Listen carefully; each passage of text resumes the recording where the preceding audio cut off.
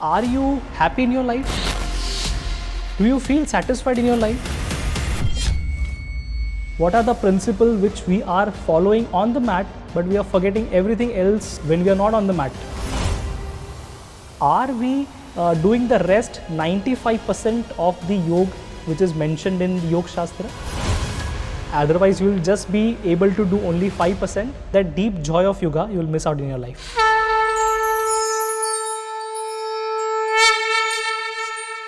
ॐ योगेन चित्तस्य पदेन वाचा मलं शरीरस्य च वैद्यकेन योपाकरोत्तं प्रवरं मुनीनां पतञ्जलिं प्राञ्जलिरानतोऽस्मि. Namaste, I'm Deval Chauhan. Welcome to Arogyam, where we discuss yoga in everyday life. We encounter the term yoga in day-to-day life, and there is so much of talking about yoga these days. So let me take you through what exactly yoga is, what is yoga therapy, what are the principles which we are following on the mat, but we are forgetting everything else when we are not on the mat. So let's discuss that also. Let's also discuss that how this yoga therapy can cure multiple ailments and how it is also a very genuine and very authentic way of treating your disease from the root. What exactly this term yoga means? Yoga has three connotations. So the first one is yujir yoge, where we unite everything. Here we unite the mind, body and soul, and any union which takes place is yoga. I'll give you an example. So any kind of coordination, any kind of communication which is happening in the body. For example, when you're having the food, the food is entering the body, and your brain is getting that signal that food is entering the body, and it secretes all the hormones. It gets digested with different organs. So can you understand how many organs, how many enzymes, how many reactions are simultaneously taking place in this union, in this connection, in this harmony? So this harmony is yujir yoge. Next, the second definition of yoga is yuj samadhav. So yuj samadhav is at the start of the video only, I started with the shlok, which is the connotation to Sage Patanjali. Sage Patanjali is someone who is considered as father of modern yoga. And Yuj Samadhav has a very good implication because it talks about concentration. The first one was union. Now it is the separation, because when you want to concentrate, you want to remove everything else. When Arjuna want to concentrate, he had to remove everything else than the parrot's eye. He just have to focus on the parrot eye. Here, mind is very important, and in yoga therapy also the emphasis of mind is more. We believe in yoga therapy and all the other Indian sciences of healing that mind is the origin of all disorders. So if you can treat your mind, if you can balance your mind, if you can tame your mind, definitely you can take care of all the disorders which are coming in your body. The third is very important, that is yuj sanyamane, yoga as control. Here I'll take the reference of Bhagavad Gita. Bhagavad Gita says, Samatvam yoga uchyate. That is, yoga is something which is to be equanimous in every situation, in every state. Whether it is failure, whether it is success, whether it is happiness, whether it is sadness, you have to be at center. This is yoga. Now, how to achieve this yoga? You have to achieve this yoga by bringing the control in your life. So if you are going to any of the extremes, for example, if something happens to you and you are becoming very happy, overexcited, so that is not good. If you are facing some failure and you are getting low in your life, that is also not good signs of yoga. Here you have to be equipoised, here you have to be balanced. This is given in Bhagavad Gita. And Bhagavad Gita itself, it has a second name known as Yoga Shastra. It is not just a book of religion. It is a book known as Yoga Shastra and Brahma Vidya. Considering these three definitions of yoga and also seeing what actual yoga is, we can understand that yoga is something to be done beyond that 1 or 2 hours we are spending on the yoga mat. So definitely it is the way of life. Definitely there are some principles need to be followed. But is it happening in today's world? Are we doing a good justice to yoga? Or are we just doing physical practices in the name of yoga? We are doing asana, all kind of asana. We have mastered the asana such that we can very simply and very gently can touch our toe to our forehead. We are doing pranayam in such a manner that we can hold the breath for 2 to 3 minutes. We can sit so still that the person who is outside, they can feel you are in a meditation. So these all things we are doing. But are we doing the rest 95% of the yoga which is mentioned in the Yoga Shastra? Definitely 95% of yoga we don't know and don't follow at all. This 5% asana, pranayama and meditation is there. Only 5%, nothing more than that. So let's take a look to that 95% as well. Let me tell you some principles of yoga which you need to follow in your day-to-day life. So why these principles need to be followed? So there are many klesh, there are many ill-sided natures of the human.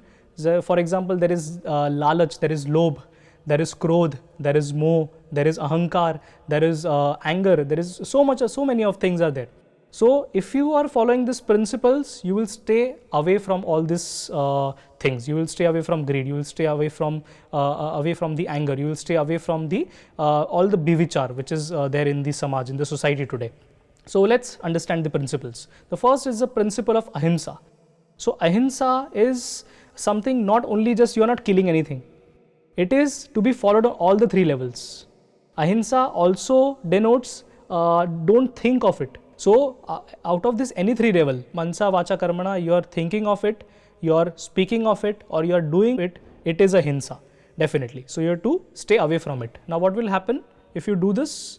Definitely you will stay away from all the angers, all the hatred of the life, and that aggression, that extra building aggression which ruins everything in your life stays down. This is first principle. Before going to second principle, let me ask you one thing, that are you happy in your life? Do you feel satisfied in your life? I am very sure that the people who are financially, economically, physically, health-wise, wealth-wise, on the top of the world, still they are not happy. Still they are not at the par, still they are not content, because they are not following one principle in their life. That is known as Aparigraha. Also we can connect with another principle that is known as principle of Santosha. Following these two principles, definitely it will bring you to the center of the life, and definitely will give you some content in your life, some santosh in your life. Let me give you an example. You're walking on a street and you see a shirt in a store and you decide to buy it without considering how many shirts are already there in your wardrobe. Now this behavior is known as parigraha. You're accumulating things on without understanding your need. Once a wise man said, there is enough in this world to satisfy everybody's need, but not enough to suffice anybody's greed. So this principle, if you follow, you stay away from all the ill effects of greed and all the ill effects of lalach. The next very important principle is the principle of Brahmacharya. Now this principle is very misinterpreted. Brahmacharya very basically and simply means control over your sexual instincts. You should control your sexual instincts. Your sexual instincts should not control you.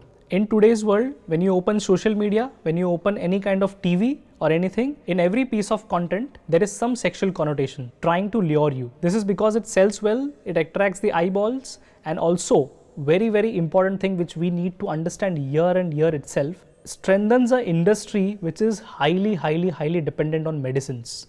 Because it is said in Shastra, Brahmacharya Virya Labham. That means Brahmacharya preserves your life force. So if you understand, our body is made of 7 dhatus. Rasa, that is your fluids, Rakta, your blood, your mass, your muscles, your med, your fats, your asthi, bones, majja, your marrow, and then the last is Shukra, that is your Virya, that is your sexual fluids. So when you squeeze all these dhatus, then the life force is created. And when you waste this life force, you're not following Brahmacharya. You're in the control of your sexual instinct. Sexual instincts are not in your control. Then you lose your life force day by day, and then you start falling ill. You lose your vitality, your organs start losing vitality. So this Brahmacharya principle is very important. Just as a disclaimer, I'm not telling you to not have any kind of sexual encounters with your partner. It's just that you should not let lust control your life. The next very important principle is principle of Tapah. This Tapah is very important. When you wake up in the morning, when alarm rings, there is a mind which is telling you to sleep. Now, if you follow that mind and you don't listen to your routine, you don't listen to your conscious mind, you're not doing Tapah at all. You are just in the comfort zone. Getting out of the comfort zone is very important in your day-to-day life, and it is very important principle. So Tapah is also very important. Now let me introduce you yoga therapy. So all the yoga therapy happening today, the credit goes to Swami Kulananji. I'll give you my personal example. Right from the patients of simple constipation till some complex disorders of cancer as well, patients have been benefited from the consultation and from the yoga therapy. Yoga not only have the application in the wellness, it also has a wide range of application in curing the disease as well. So in this area, we can cover all the kind of disorders. For example, psychic disorders, disease in the mind. Also, psychosomatic disorders, the disease generating from the mind and appearing in the body, and purely physical ailments also. So all the three kinds of disorders are covered here. If you understand the WHO charter, so World Health Organization recognizes yoga as TCA medicine, that is traditional, complementary and alternative medicine. So it is also recognized. Yoga therapy has a wide applications. Before going too deep, let's understand how this yoga heals or how it cures. First is direct application of the practices on the disease. The second is making your body as a self-healing machine. So let me discuss the point number 1. I will list all the disorders and what all practices to be done for the disorders, but no need to go in depth in this because we'll cover everything in the later on videos. So just understand. First is insomnia can be cured by some practices like Brahmari, Om chanting. Hypertension can be cured by the practices like Shavasana and some Shitkari pranayam. The disease in your lungs, the disease in your throat can be cured by the practices like Kapalbhati, Ujjayi pranayam. Some kind of disorders which also like ask for the mobility. For example, the disorders like arthritis where the mobility is compromised. So by doing Sukshma Vyayam, the practice of Sukshma Vyayam can help in this disorders. Hypotension can be cured also, and thyroidism.